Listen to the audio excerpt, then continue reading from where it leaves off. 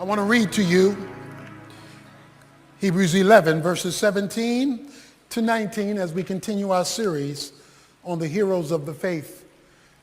And by faith, Abraham, when he was tested, offered up Isaac. And he who had received the promises was offering up his only begotten son. It was he to whom it was said, in Isaac your descendants shall be called. He considered that God is able to raise people even from the dead, from which he also received him back as a type.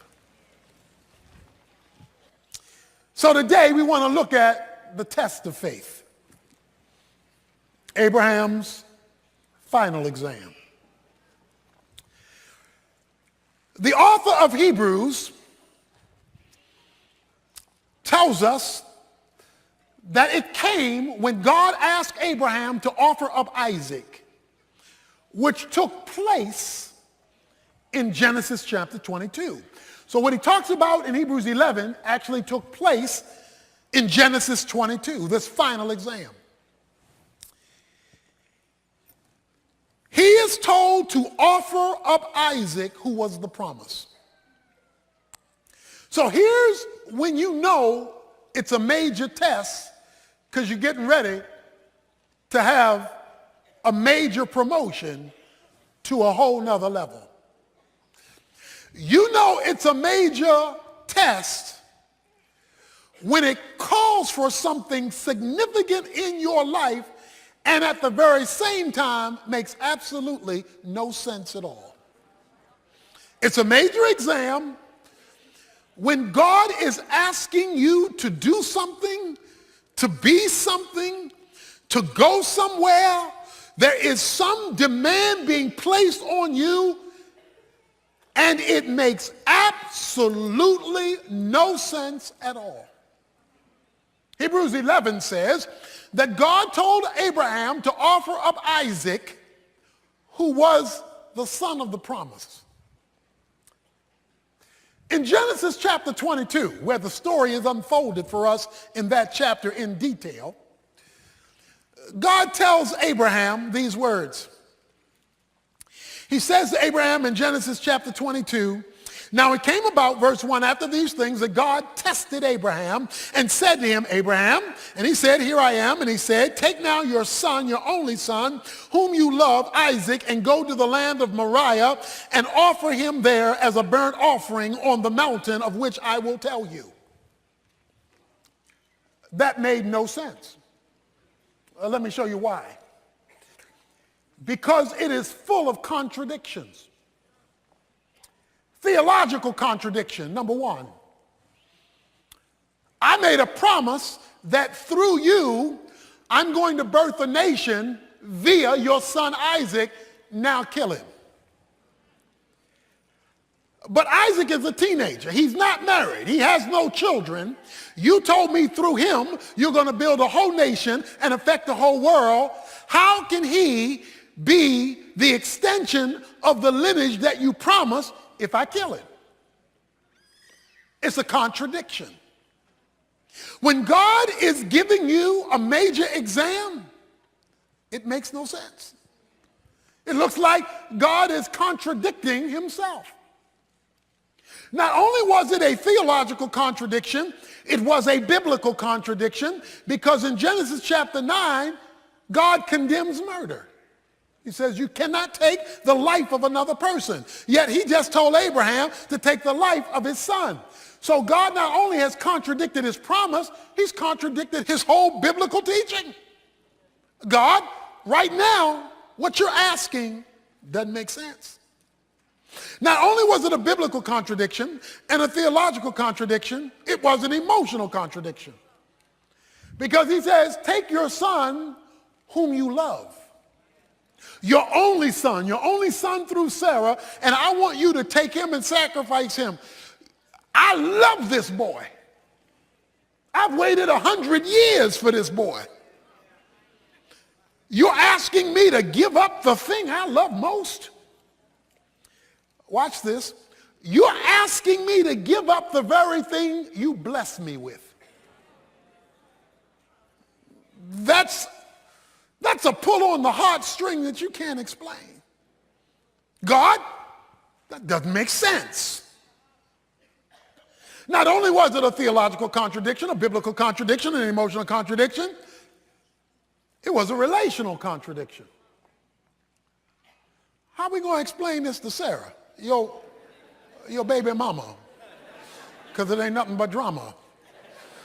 How are we going to explain to Sarah, I'm getting ready to take our son out and slay him because that's what God told me?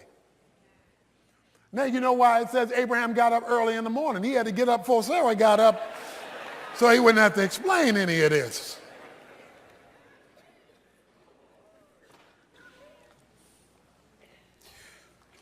Worst of all, maybe, it was a spiritual contradiction.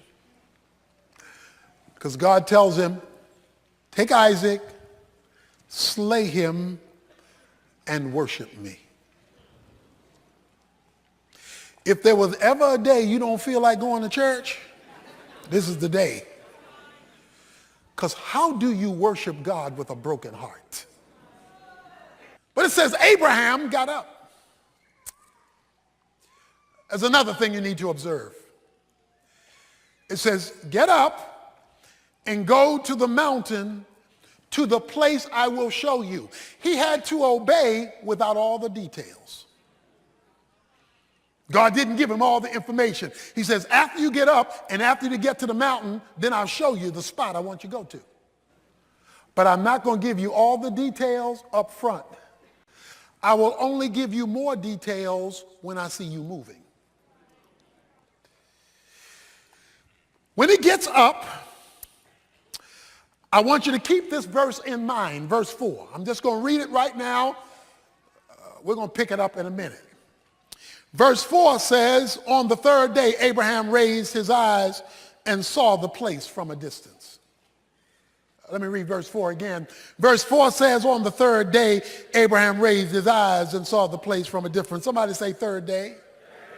On the third day, Abraham raised his eyes and saw the place from a distance. Keep that on your frontal lobe. He tells the young men, the servants who help carry the load, y'all stay here, and I and the lad will go up, and we will worship and return to you. Well, wait a minute now. Abe, God just told you to go kill him. Abe tells the boys, I'm going up here to worship. You boys stay here, me and Isaac. We're going up here to worship. And when we finish our church service, me and the lad will come back. Wait a minute now. God just told you to kill him. Y'all stay here. I'm going up here, take care of what God told me to do. And when I finish what God told me to do, me and the boy will see you afterwards. But God told you to kill him. So what you mean? We coming back to see you afterwards. See, when you're called to faith, you got to speak the truth in the midst of the contradiction of the circumstance. Hebrews 11 says the reason he said that was because he believed God was even able to raise the dead. That's what Hebrews 11 says. So if I obey you, God, and do what you told me to do, and at the same time believe your promise that you're going to work through Isaac to make a great nation, then I also have to believe, since you don't contradict yourself, that if I do what you tell me to do, you got some kind of miracle you're planning to bring me and this boy back here again. But what made him speak that? Where did this faith confidence come that God could raise the dead? Well, you recall, Sarah's womb was dead. And Abraham couldn't function no more at 100 years old. And God created a hookup. And the miracle baby of Isaac was born. He had seen what God could do in raising a womb. So he figured the same God could raise a son. So when God calls you to a major exam, don't forget what he did in the quizzes. Don't forget what he did yesterday when he moves you to a bigger challenge tomorrow. Because if it's bigger today than what he did yesterday, it's because he's moving you to a new grade level, a higher experience with him. And so they make their way to the place that God said. So Abraham now is talking to Isaac. Isaac says to his father, my father, verse 7 of Genesis 22, here I am, my son. He said, behold, I see the fire, I see the wood, but I don't see the lamb. Every other time we went to church, we had a sacrifice. But today, you ain't bring a lamb. What's up, Dad? Dad looks at his son, can't say anything.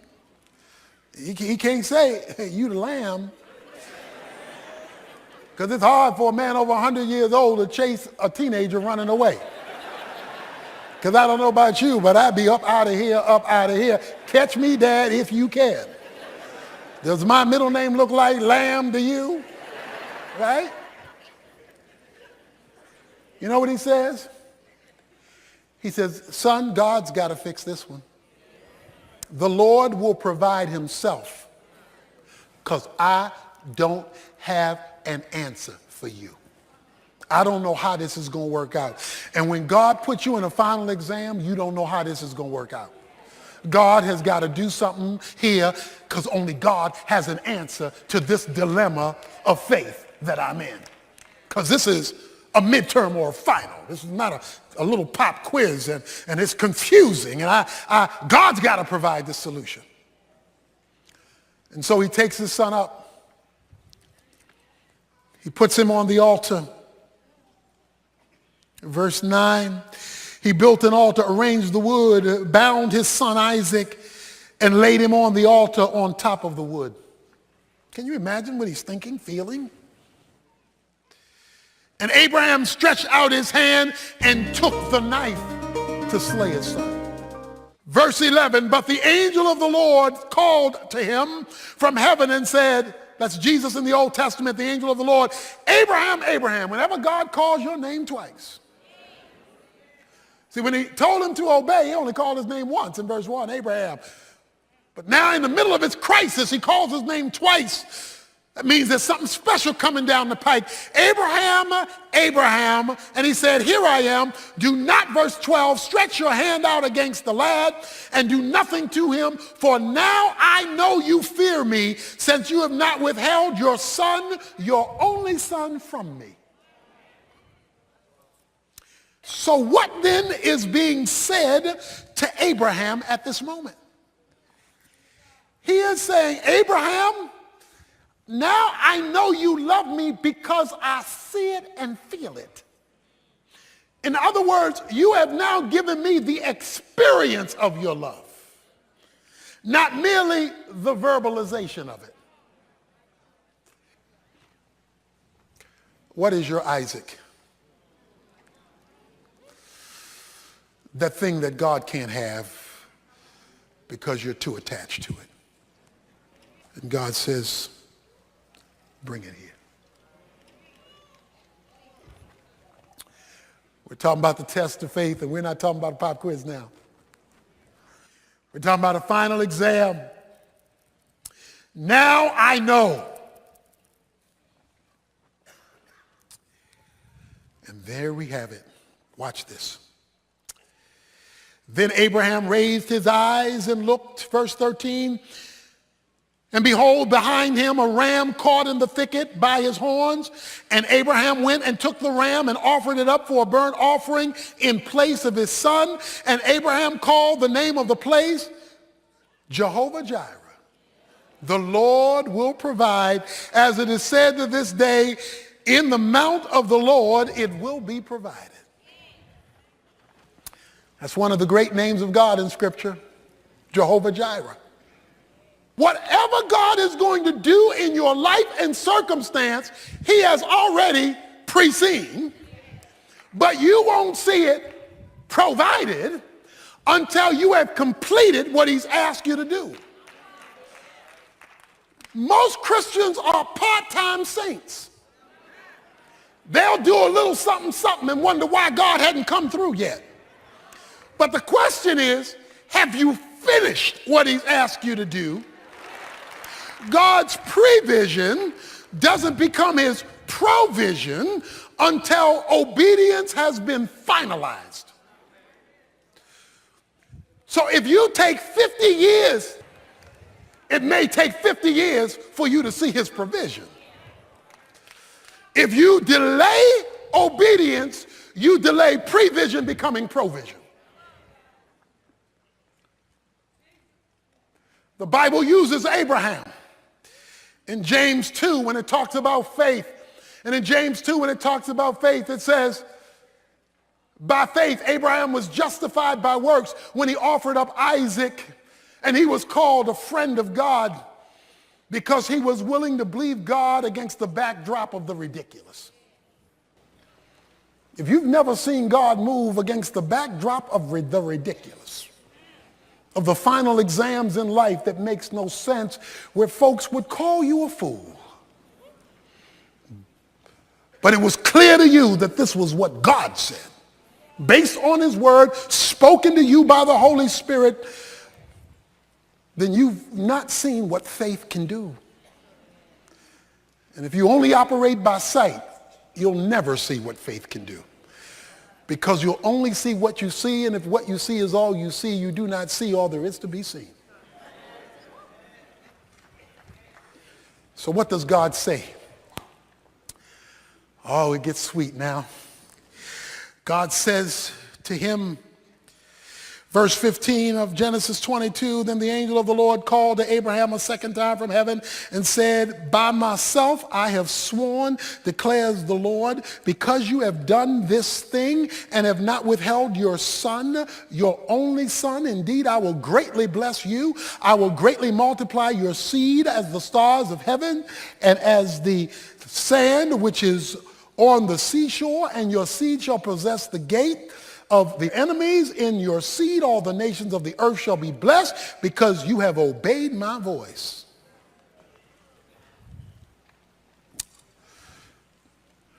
It says, I swear. It says, I swear. The Bible says, by two immutable things it is impossible for God to lie. He couldn't lie if he wanted to. The two things are his promises and his oath, his swearing. God makes promises and then he swears. What's the difference? A promise is something God says he will do with no timetable connected to it. A promise says what he will do, but a promise doesn't tell you when he will do it. It only tells you what he will do. And there are thousands of promises in the Bible. The promises, unless it specifically says otherwise, only tells you what he will do. It doesn't tell you when he'll do it. That's different than an oath. When he says, I swear, God had made this promise to Abraham in Genesis 12, Genesis 15, Genesis 17, and now he makes it again in Genesis 22. This isn't the first time he said that. He'd been promising this to Abraham since Genesis 12. And then Genesis 12, he's like 75 years old. So this is over 25 years now that he's been hearing the same promise. Promise, promise, promise, promise, promise. Now he's over 100 years old. Isaac is a teenager. There's a promise, promise, promise, promise, promise. When is this promise going to happen? All he's had is a promise. He's not yet had an oath. But now, after he does this, pass the final exam, a promise becomes an oath. What's an oath? Oath is where God repeats a promise, but then now has attached a time to it. When God makes an oath, it means I'm ready to do it now, and you have nothing else to do but watch me do my thing. That's an oath. Oath is when you watch God do his thing because he's no longer looking to you to do anything. Why? Because you passed the final. See, once you pass the final exam, you don't have to do anything to get your next grade level. He says, Abraham, I got it now. I got it. Because you've obeyed my voice in the final, in this tough thing I've asked you to do, I got it from here. I'm going to swear by it.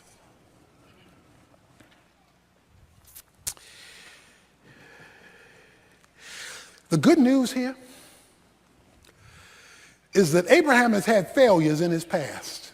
He's blown it a few times over these 25 plus years. God just gave him retesting. Some of us are here today, and we've been retesting and retesting and retesting and retesting and retesting.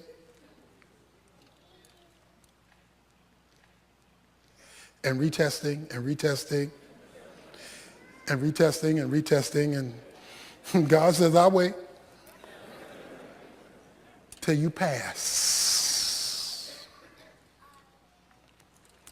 Because I want to give you an experience with me. You want the provision. I want the experience. Give me the experience of your commitment, and I'll show you what I can do with rams caught in the thicket, waiting to move when I tell it to.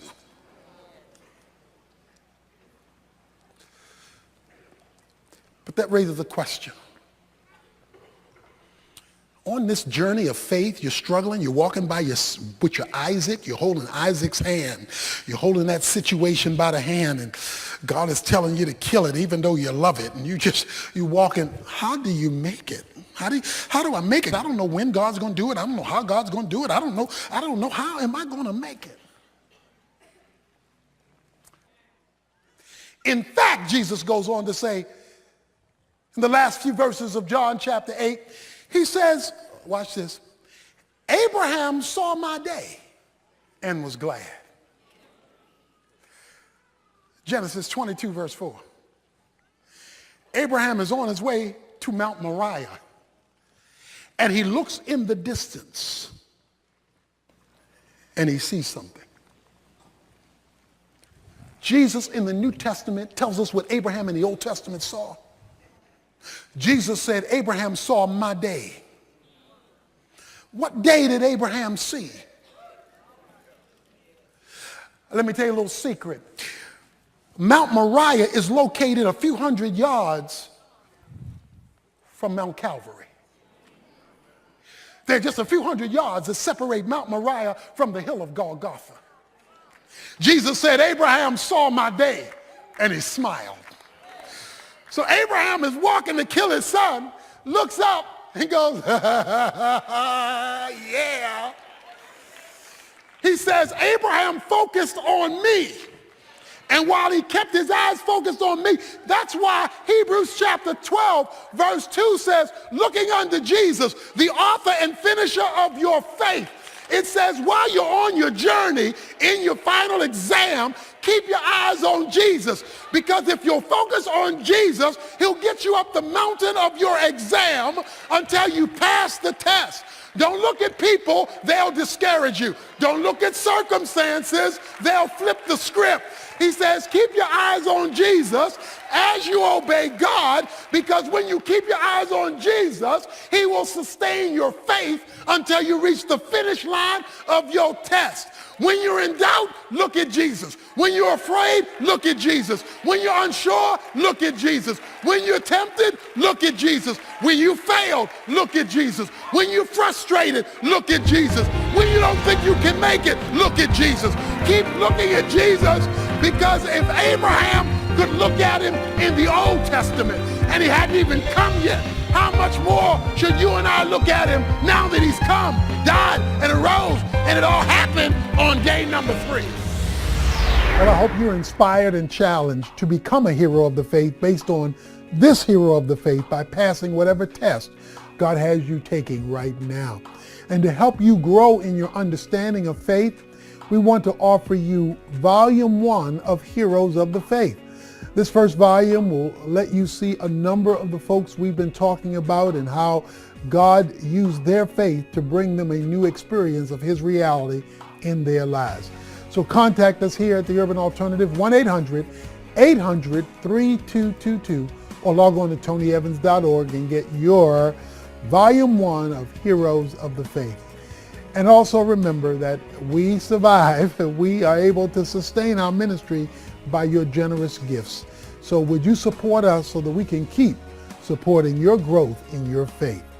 God bless you, and I'll be with you again, same time, same place next week.